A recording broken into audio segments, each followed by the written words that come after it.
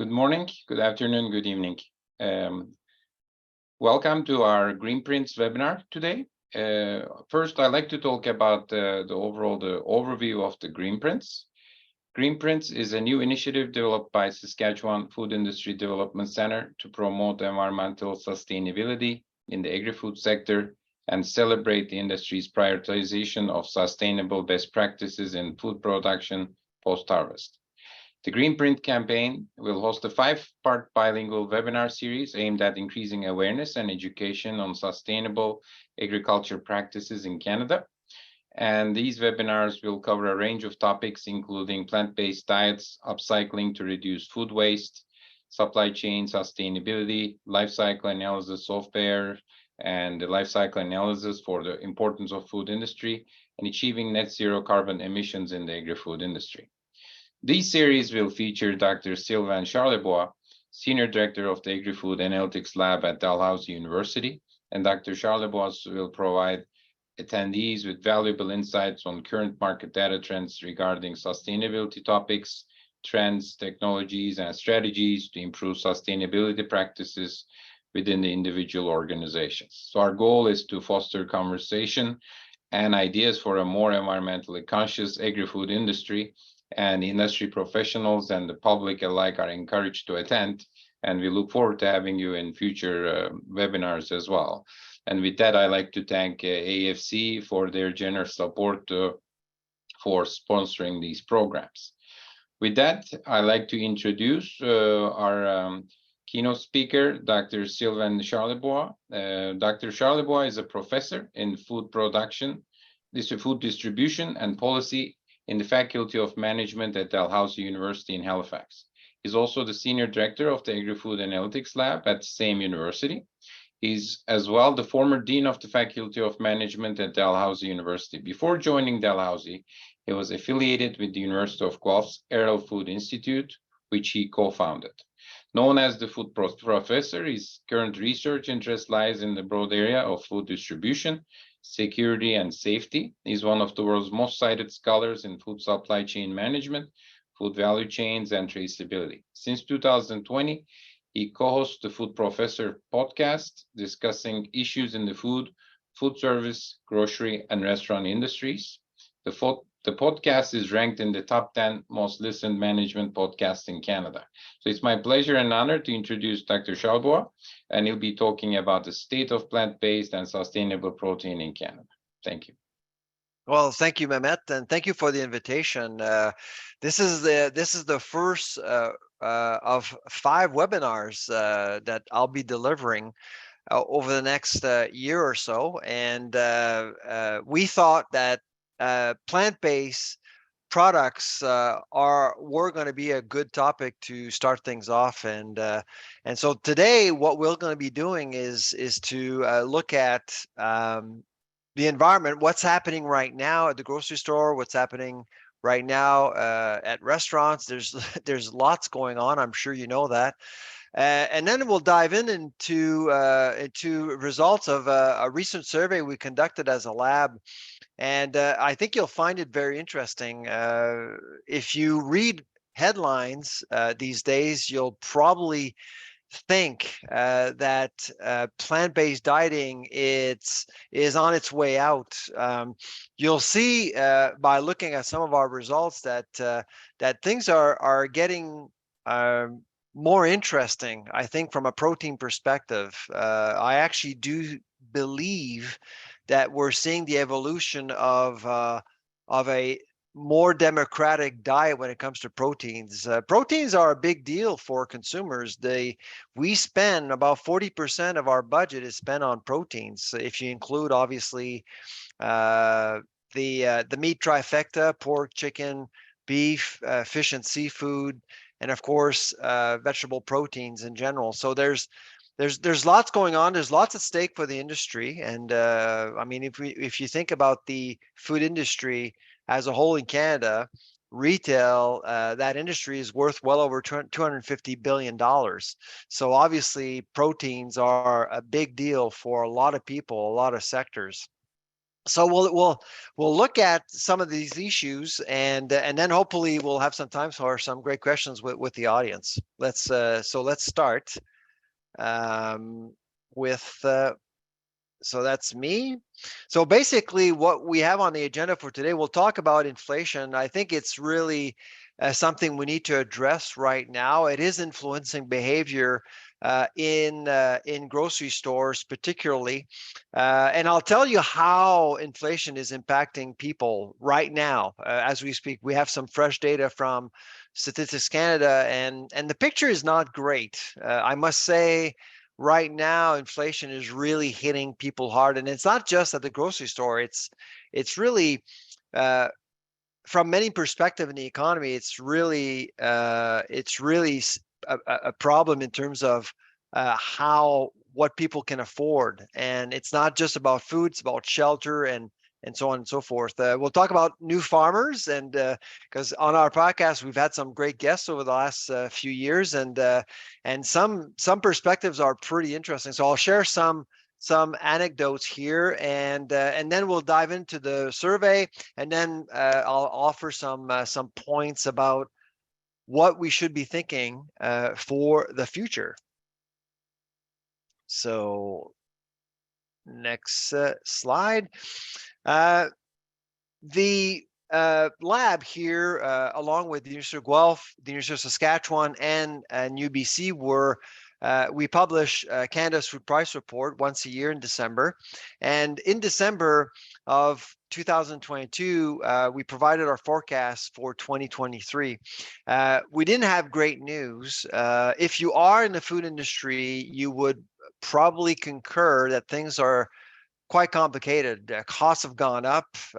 2022 really created a new baseline for costing. And of course, Canadians really don't necessarily appreciate how complex things are, not only in Canada, but around the world when it comes to managing costs.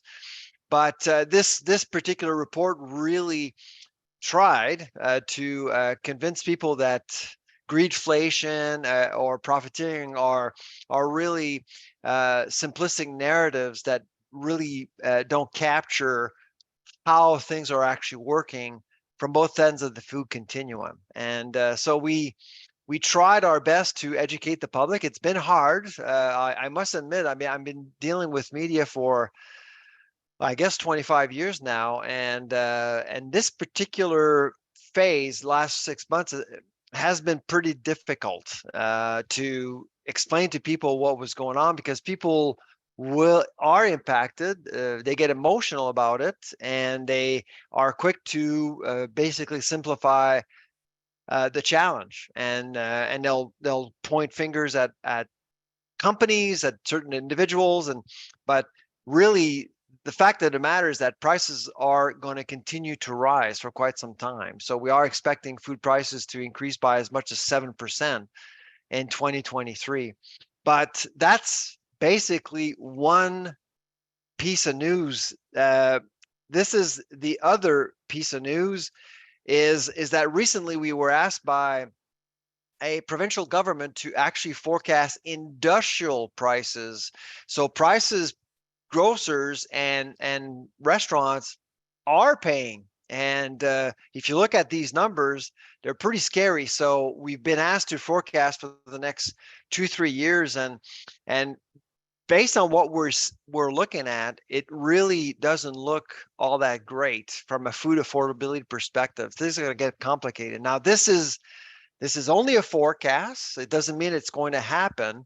But when you look at some of the issues that are emerging around the world, especially when it comes to geopolitics, and if you follow the news on grain markets, I follow the grain market every day, currencies, things are really complicated right now. And of course, the big one is climate change. Climate change is really impacting the cost of food every single day.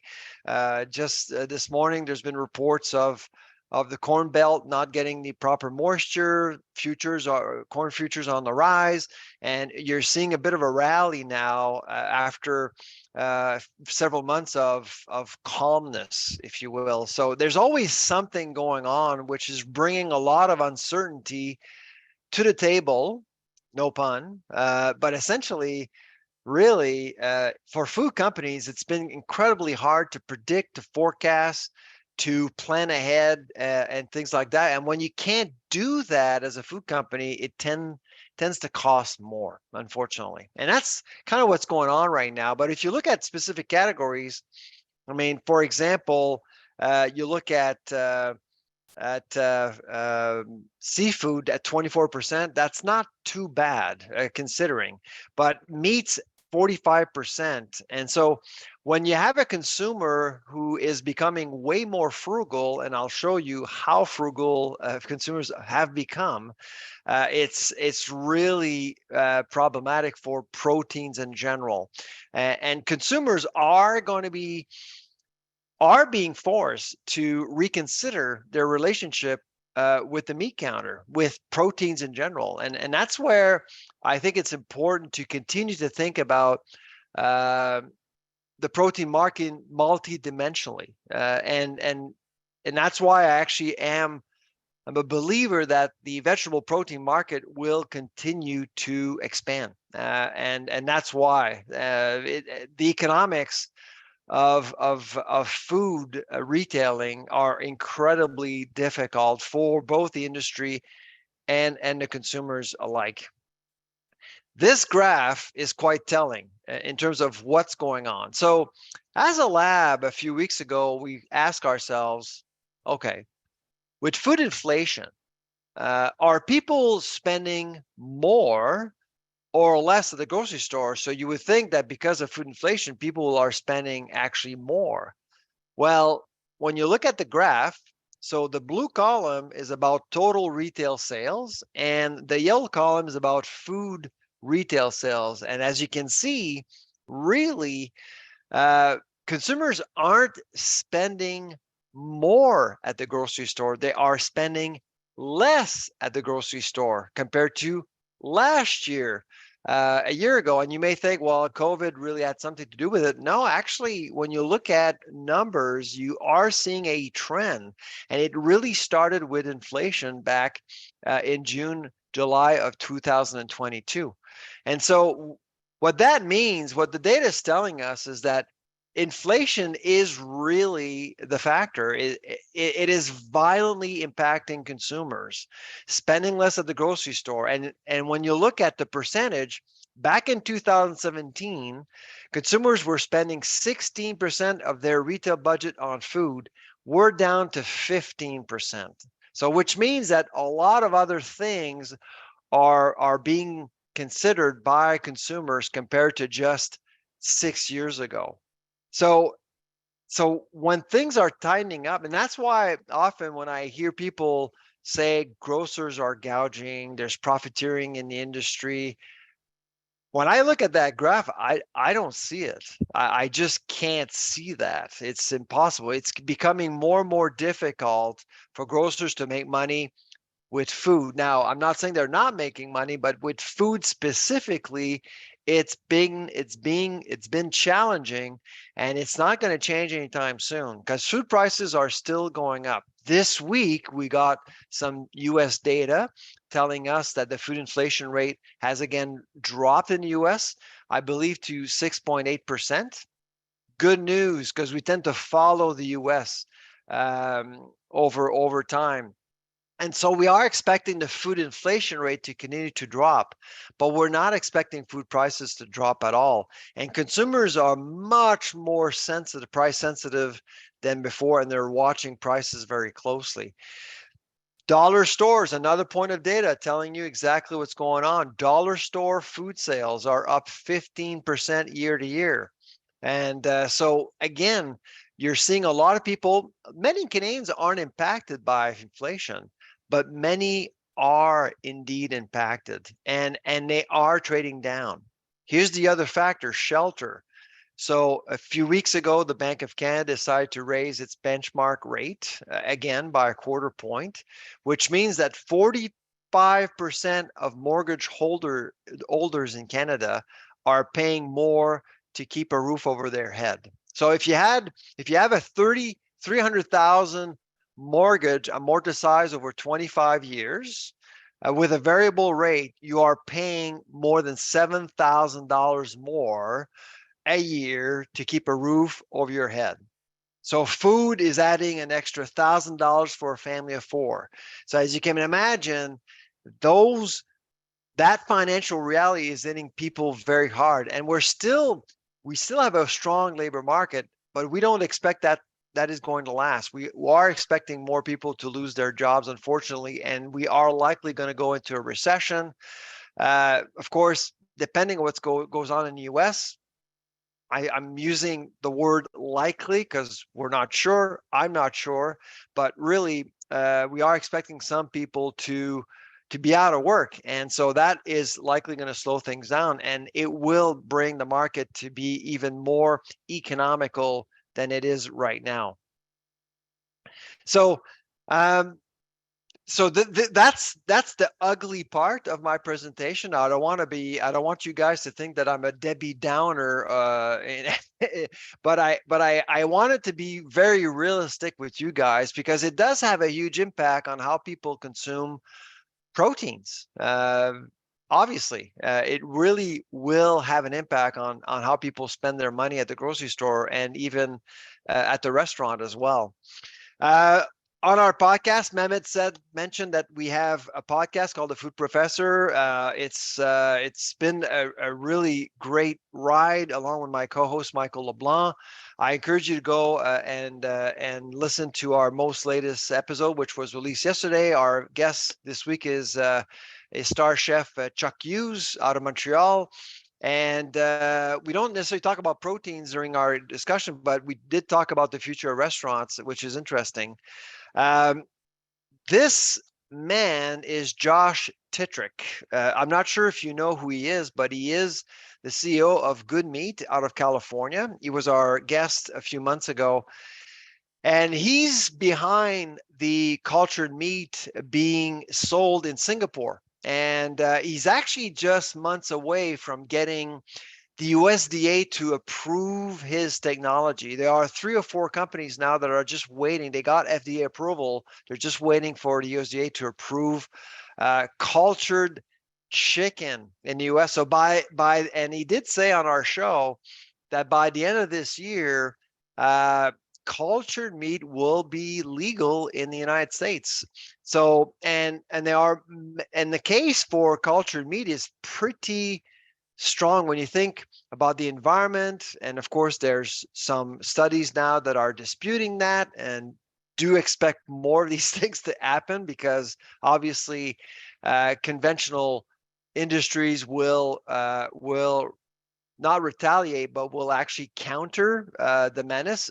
As we saw with vegetable proteins, by the way, there's lots of vegetable protein bashing out there. And for a variety of reasons, but really, when you have a new technology come into the market, we're still in this stomach share mentality. It's often companies or sectors see food as a zero-sum game, which I don't think it is anymore. Before it was about producing and then the market will figure it out. It doesn't work that way anymore because of supply chain dynamics, of social media. I mean, the pull effect is really stronger than it's ever been. Consumers are pulling industry and forcing companies to deliver really new products for the marketplace.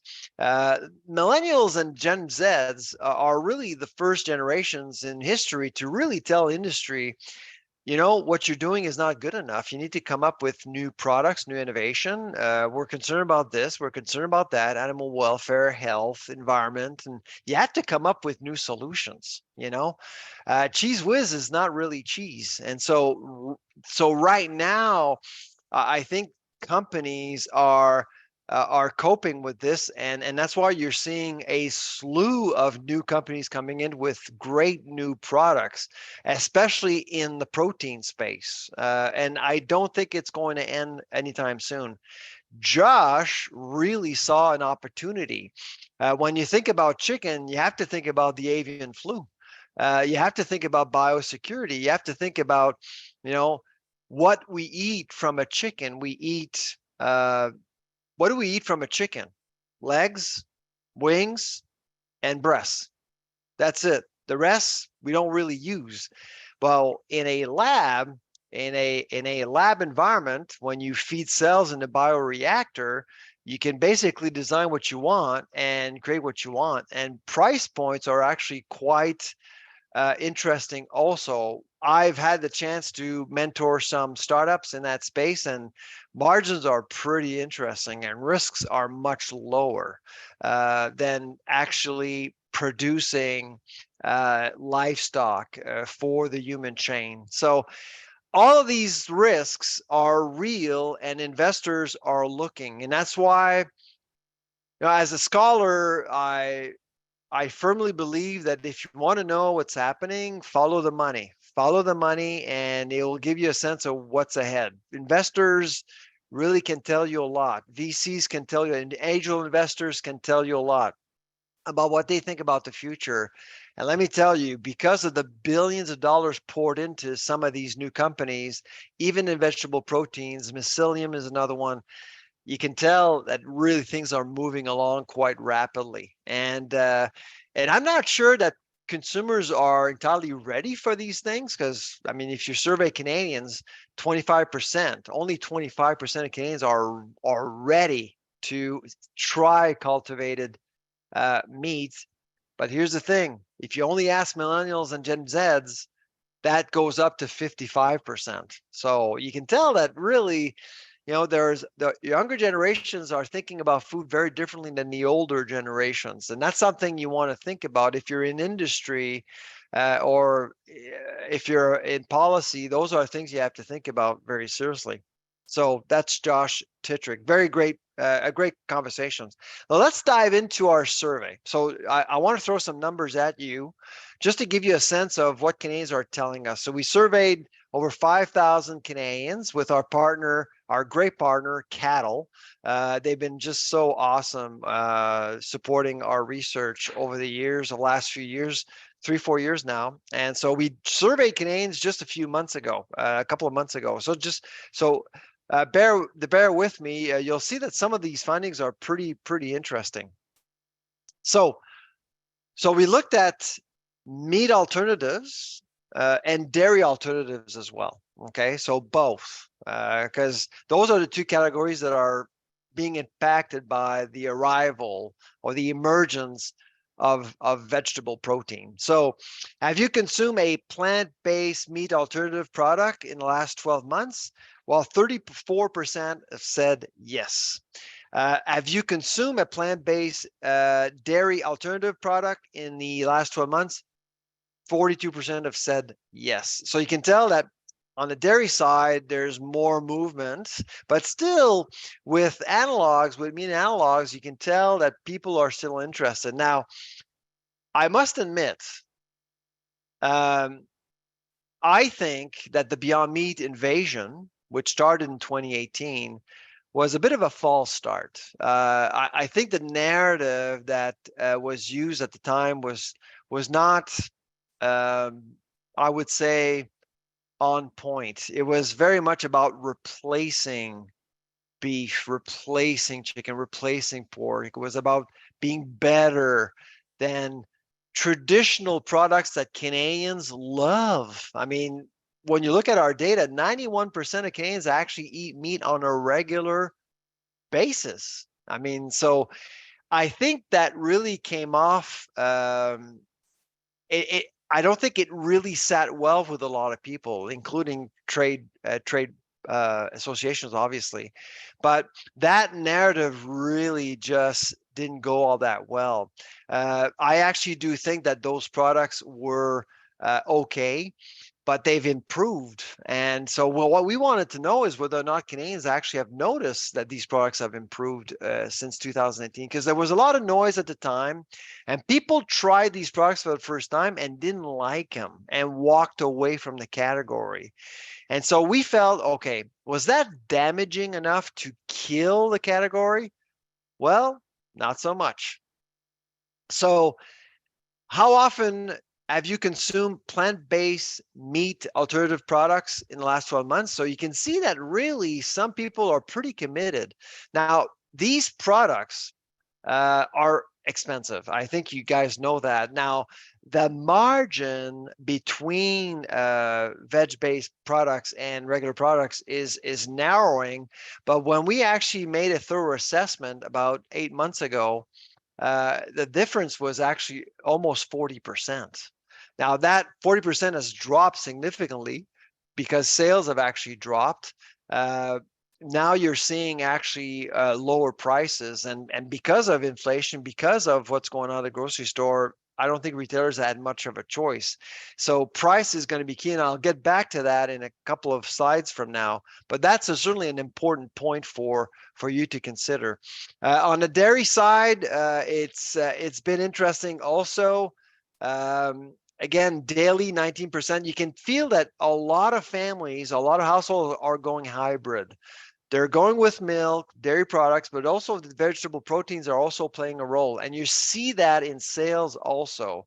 Almond-based beverages, soya-based beverages, but really the big one in Canada right now, oat-based beverages really becoming more popular, which is actually good news because we produce oats in Canada, and good oats as well. So those are certainly good signals.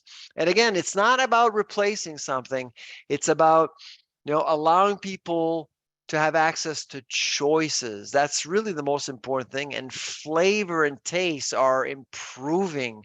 And you'll notice in a couple of slides from now that you'll see that Canadians are actually noticing that products are actually improving, which is good news for vegetable proteins.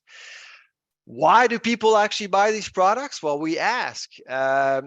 Health is number one by far. And I wasn't surprised by that result because post-COVID, we are talking about health way more than before. For 3 years, we were bombarded by media telling us to be safe, to be careful, wear a mask, wear gloves, and so I think really people are more conscious about their health, and we talk about mental health as well, and we talk about how diets impact mental health and physical health. So health is really a big deal, and if there is a case that we can build for proteins in general, health is going to be a big one. After that, taste is a big one. And taste is a work in progress. I actually do believe that now we have access to better products, the analogs. I mean, the products that are already made for us. I think they're better tasting than just a few years ago. But it certainly wasn't the case at the very beginning. And a lot of new entrants actually came into the market with bad products, and it really didn't work. It damaged the category, not just a brand. Environmental benefits, big one. Animal welfare, also not as much as I thought. I actually thought it was going to be higher, but you can see that really right now, the big one is those are all the ones that are really impacting. The 37% is a bit of an enigma. We think it's price because we didn't ask, but a lot of people are buying these products for a variety of different reasons.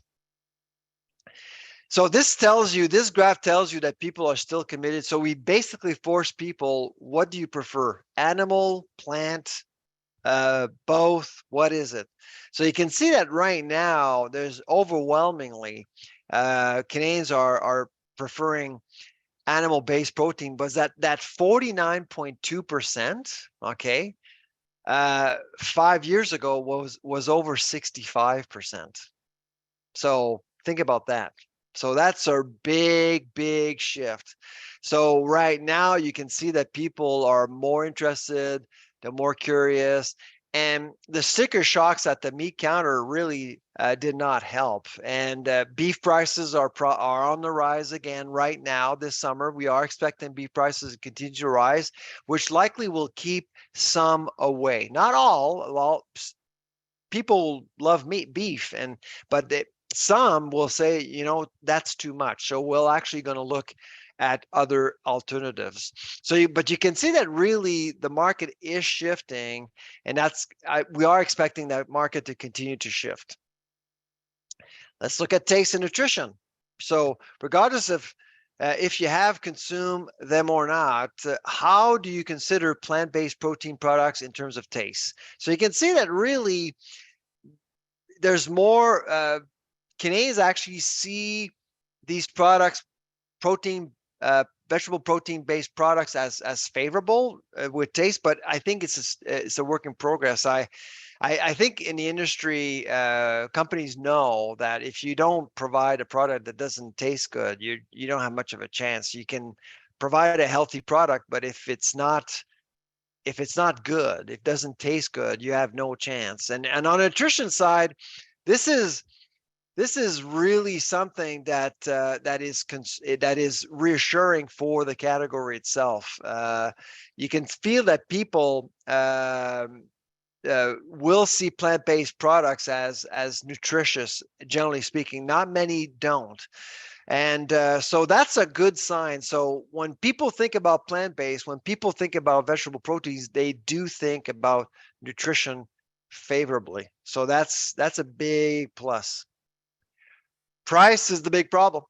A lot of people think that the category is out of reach financially, and that's people can do math. They know that that those prices should be lower, and so I do expect the category to become more competitive overall. The quality also. Do you believe the quality of plant-based products is improving? Again, good news for the category. People are noticing that it's improving, and so on the one side, people. And I go back to 2018 because that's when really, plant-based protein has been around for many, many years, but really in 2018, something changed with Beyond Meat.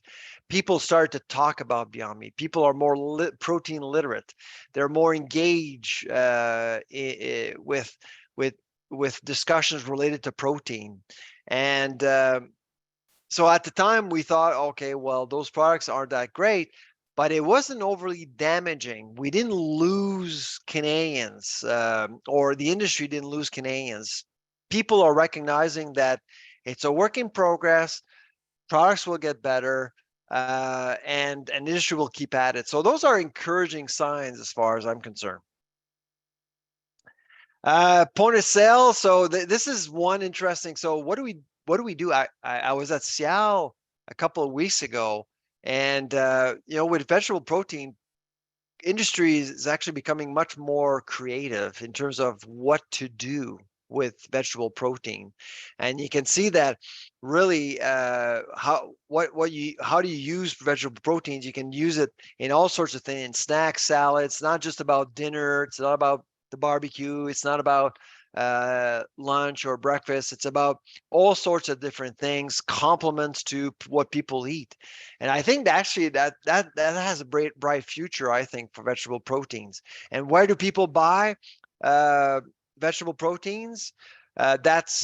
So you can see the graph, the point of sale graph. It's pretty interesting, but obviously most of the business comes from grocery stores.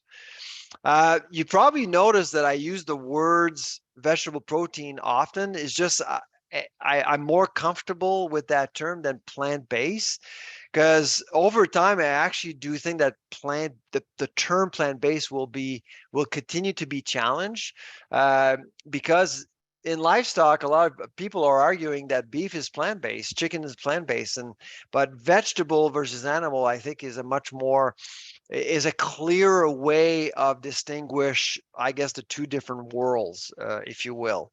And that's why I've been using the term vegetable. But I know that out there, people believe that plant-based is the term that is used a lot, and people relate to the term now. How likely are you to buy plant-based protein over the next 6 months? You can see that really people are still interested, but it's divided. A lot of people are just staying away, but there are still quite a few people, quite a few Canadians that are still engaged with the category. What factors would influence your decision? Price is the big one. Taste is the big one. National value, nutritional value, sorry, is another big one. Availability. So those are factors that will help, if addressed properly, will help the category to grow in the future. So not surprised there at all. Do you consider yourself more knowledgeable about proteins now? You can see that, again, I actually think that the Beyond Meat invasion was a good thing. It really got people to think about proteins. It got people to get educated about proteins, and now the customer is really looking. And because before things got boring really after a while. Really, I mean, it's just, and all of a sudden people are realizing, oh, there's more options beyond the meat trifecta. Okay, let's look around and see what's out there. So that's, again, is a good positive market condition to support innovation in general on any sides, animal.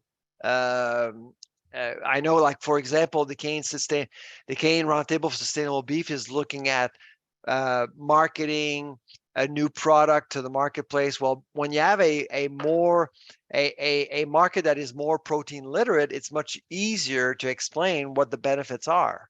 So that's why I often say, you know what, the Beyond Meat invasion is not really bad for meat. It's actually, there are positives here. And do you think the term plant-based is still appropriate? Well, I just said why I'm using vegetable protein, but most Canadians actually think that it's appropriate. I'm in the minority on that one, but I'll let you be the judge of that.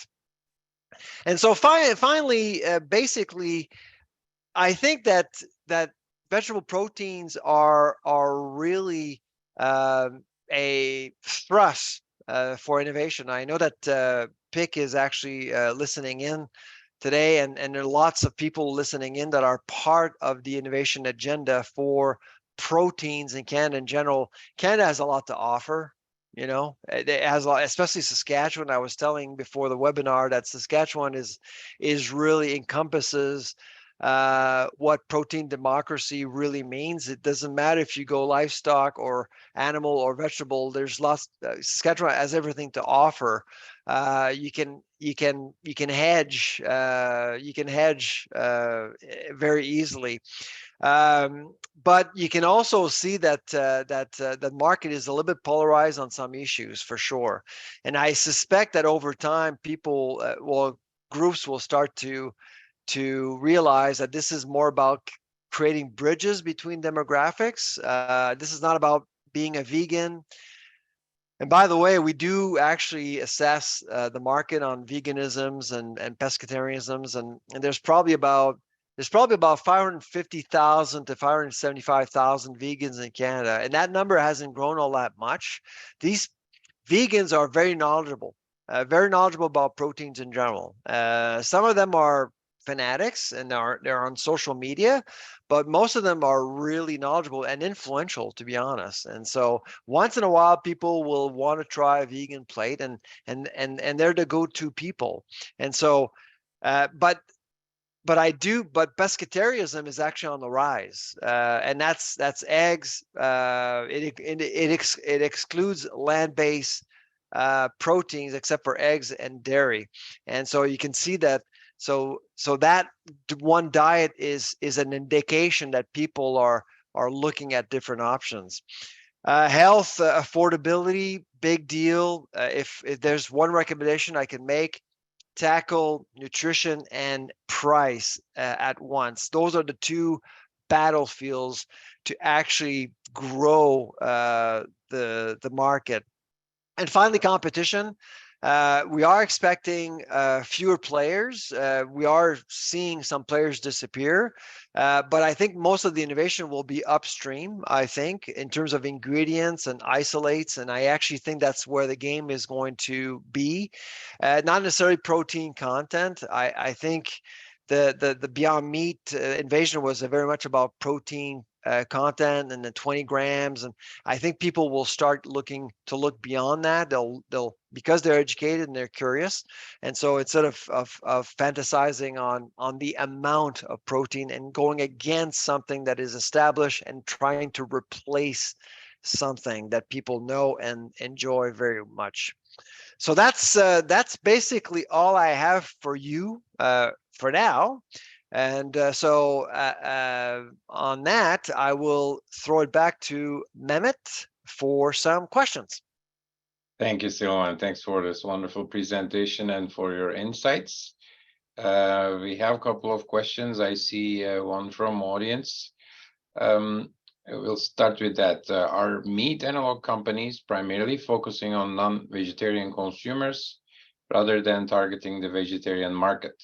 Could this emphasis on non-vegetarian consumers be a contributing factor to the lower market growth rate of meat analogs compared to dairy analogs? That's a possibility. We haven't looked into it, but that's certainly a good hypothesis as far as I'm concerned. I actually think that that right now the market is, in my view, when it comes to meat analogs, I think the market is maturing nicely and as predicted. It was a bit of a shock. People were trying to figure out what was going on. A lot of restaurant chains have actually looked into protein, vegetable proteins. Some decisions were a bit bizarre, but overall, I think that the market is maturing nicely. What's really interesting about vegetable protein, what happened over the last several years, is that, for many years, retail was really the one driving innovation. But when it came to vegetable protein, I mean, A&W was Beyond Meat's ambassador in Canada, and that's really when everything started, the Beyond Burger. And then all of a sudden you saw Sobeys and Loblaws carrying these products. They were carrying products, but it wasn't commercialized, aggressively commercialized. And it all started with service restaurants, which I thought was very interesting, which really points to how our food economy is much more service oriented now today. And so service can influence retail much more so now than before. Thank you. The next question, how do you see the hybrid meat industry trending? Hybrid, yeah. Can you tell me more about what that means? Like a 50-50, like a 50%. Oh, like a yeah. protein, 50%, like beef, 50% vegetable, 50% chicken, those type products. I don't know. Those products sold retail, people can actually do that at home. We do it at home. We mix like for different recipes, we actually mix things up. But retail, I don't know. Like there's been a lot of fails out there in recent years, so I'd be very hesitant, to be honest. I'm not overly convinced. Thank you. So, and next one is, in your opinion, how do we best engage the public and better educate them on the vegetable protein? And several compliments to your webinar series and like your podcasts.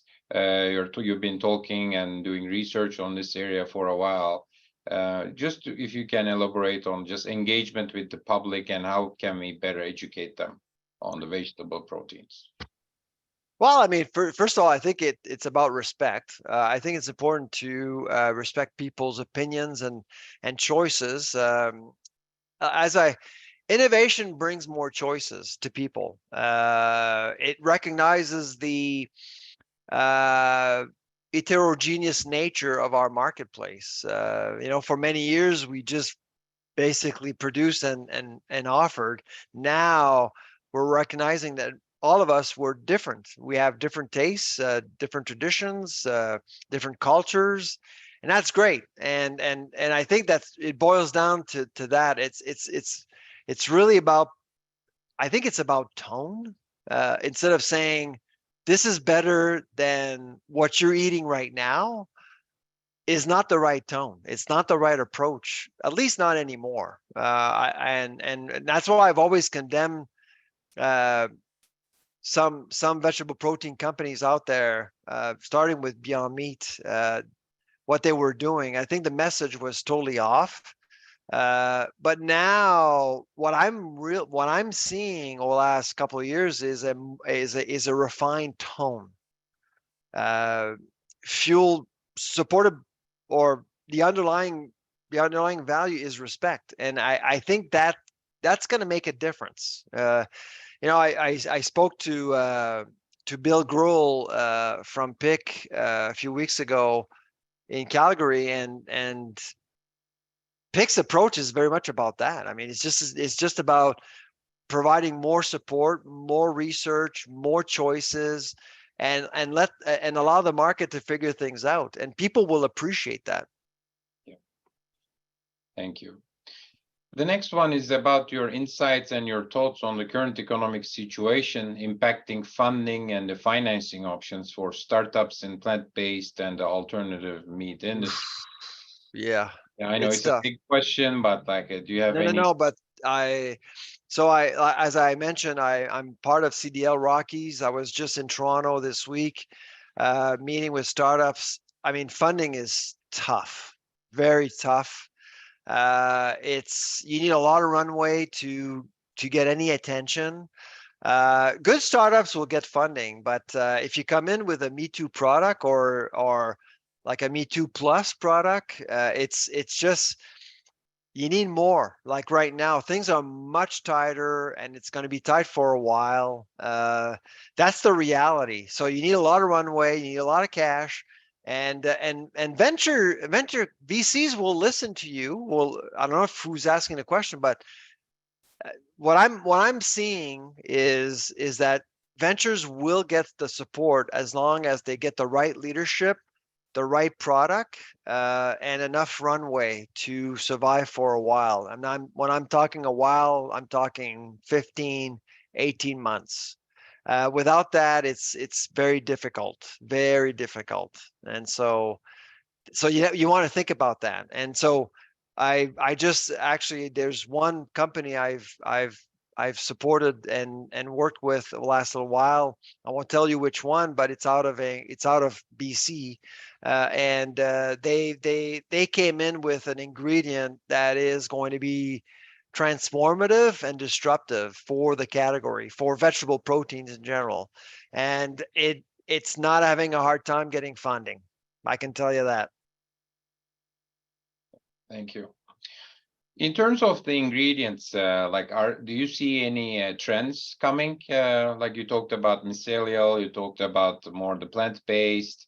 Are there any new trends in terms of ingredients that you are seeing? That's a good question. I'm not a food scientist, so I can't really comment on what can potentially be the next big thing. But it's getting more sophisticated out there. I mean, like I said, the battle is actually going to be on the ingredient side very much, because it's all going to be about margins. It's all going to be about margins. The companies will look to bring down price. As I said, the price is the big pressure point for retailers, for vendors as well. So they're going to be looking for ingredients that are super cheap. And if you can do that, then you're gonna get the attention of buyers. The next one is, do you have any data that indicates how the prairies fare with the plant-based versus Eastern Canada versus the West Coast? Have you looked at that type of more regional consumption? Actually, we do have some data. I don't have the data in front of me, but generally speaking, I would say that the Atlantic is probably by far the most non-vegetable protein market. Where I am now, like in Halifax, it's not. I mean, some people buy these products, but it's not that friendly. It's actually less friendly than the prairies. In fact, actually, the prairies, it's not bad. There's a lot of variety, and of course, the big markets are Ontario and BC. Surprisingly, Quebec is still traditionalist. Quebec is still pretty committed to the meat trifecta. And so that's so vegetable protein in Quebec. On the dairy side, yes.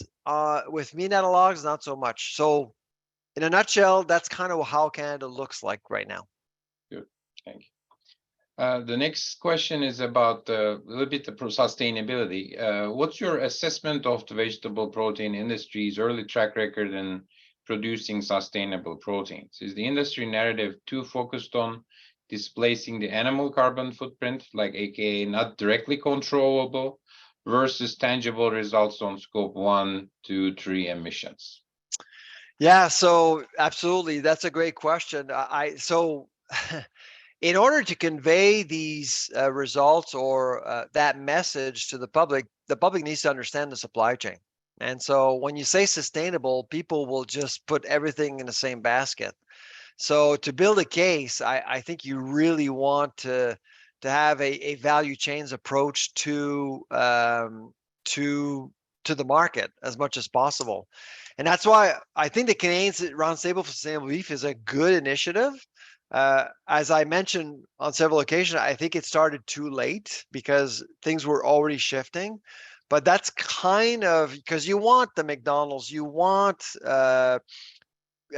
processing companies to be involved in the discussion. You want everyone to be part of the discussion. It's not just about production. It's more, there's more to it than that. And because we're having a lot of conversation about carbon pricing these days, people are more cognizant of the fact that, both ends of the food continuum, when you look at both ends of the continuum, there's lots of stuff happening.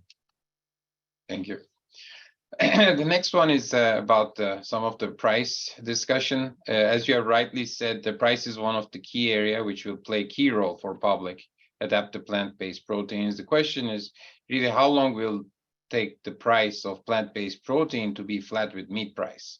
Are there any plan for federal government to incentivize the plant-based portion category to promote further, or any type of additional incentives to promote that? That's a good question. So on the dairy side, we're like with fluid milk, we're pretty much at parity right now. We've been at parity for a while. If you look at prices like oat milk, should I dare say oat milk? Oat beverages, almond beverages. I mean, all of these products are pretty much at parity. With meat, we're getting close. I think we're getting close. We don't know exactly when it's going to happen, but I say I suspect that within 2 years we're going to be at parity, if not sooner, because we are seeing bumps and we're seeing demand being impacted. So grocers make a lot of money selling meat, but they're making less money selling meat now, and so that's going to bring more attention to that category, and you want a product that is affordable. Thank you. The next one is again about ingredients. Do you find like one main ingredient that's relevant for all the geographic regions on the world that can be interesting for the plant-based? I know it's more technical side for food scientists, but when you look at the ingredient text, when you analyze the products, there's one that really gets your attention, or a couple. I can't really, I haven't looked at that at all, to be honest. It's a good question, but like I said, I'm not a food scientist, so I can't really comment. There's more research being done in that area, but I certainly think that, going back to the prairies, I think there's probably something grown out there that can be certainly significant for sure. especially like when I look at it, there's like vital wheat gluten, we see it quite a bit in these Yeah. plant products. And now with the pulses, pea protein, and now fava bean protein, strong, but like when we go everywhere, we Yeah. started to see it one way or another. So Yeah, well, Mehmet, you would know. I mean, absolutely. I mean, is so do you think that those are the main ones that you think have potential? potential soy protein, wheat protein that's been there for the last 50 years.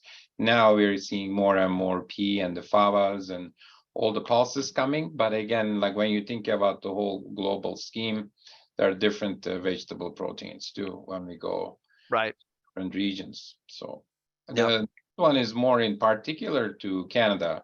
Like, are there any specific plant protein resources, sources, or ingredients that are predicted to gain more prominence or popularity in Canada? I think that's the one we discussed about, like Yep. when we look at plant-based, the production, plant production in Western Canada with all the wheat, oats, and peas, lentils, pulses, so much potential. The next one is this one I think you can touch on. Is there something we can find in that comparison of carbon footprint of meat, dairy protein versus vegetable alternatives, which we like to talk more in the future webinars, but do you see more like a comparison in the labels and the products in the whole discussion scheme? I think so. Yeah, absolutely. So clean labeling is going to be a big deal. The way things are packaged. Actually, you know what? Packaging is a big bit of a problem. There's lots of packaging going on. I think again, I think there's going to be more innovation happening, impacting the category. Uh, to what extent? And also the other thing, of course, is this whole issue of protein literacy. I mean, I don't know about you, Mehmet, but I'm actually seeing more grocers selling actual lentils and chickpeas right next to the meat counter. Started to. Basically, yeah, telling people, listen, you can prepare your own stuff at home. And so how do you actually empower a consumer to save some time? Because as you know, it requires time to actually process your own vegetable proteins at home. So you got to think about that process, and people are working from home more often. So you have a more domesticated marketplace that can actually make things a little bit more interesting. That's correct. And we learned a lot during this COVID era too, that we Oh kind of yeah, a lot at home and tried so many different things too. One absolutely. question I like to ask, more especially related to our farmers and producers. How can farmers and producers effectively communicate the environmental benefits of plant-based diets to consumers? And what role does consumer perception play in driving sustainable agricultural practices? And with that one, we like to conclude. So if you can talk about more how the farmers and producers can communicate and like what they are doing to the overall consumers. Well, I And mean, I think they're doing a pretty good job already. I mean, I mean, the game is played in stores and in restaurants. So you want to use that to your advantage. And I think I've always answered that question the same way. It's through partnerships. It's not about advocating and going. You can go on social media, but you always end up in some sort of echo chamber, you know. And so you want to partner with key players that do have the attention of the market, like retailers, food service as well, to convey your message. However you want to do that, pictures on packages, doing presentations, being in stores. But the other thing, of course, that I also often say is that farmers should take the opportunity to understand the market too. You know, and more producers are doing that. They're taking the time to understand the consumer. It's complicated out there. It's complicated for consumers, but consumers are complicated to understand as well. And so I would actually look at it both ways. yeah, thank you. Thanks again, Sylvain. We really appreciate your time and this wonderful presentation. We look forward to having you in all the future presentations. And we'd like to mention that we'll be also having the same webinars in French, the same days and a couple hours later for our French speaking audience. So thank you Perfect. again. Have a great day. Take care. Thank you.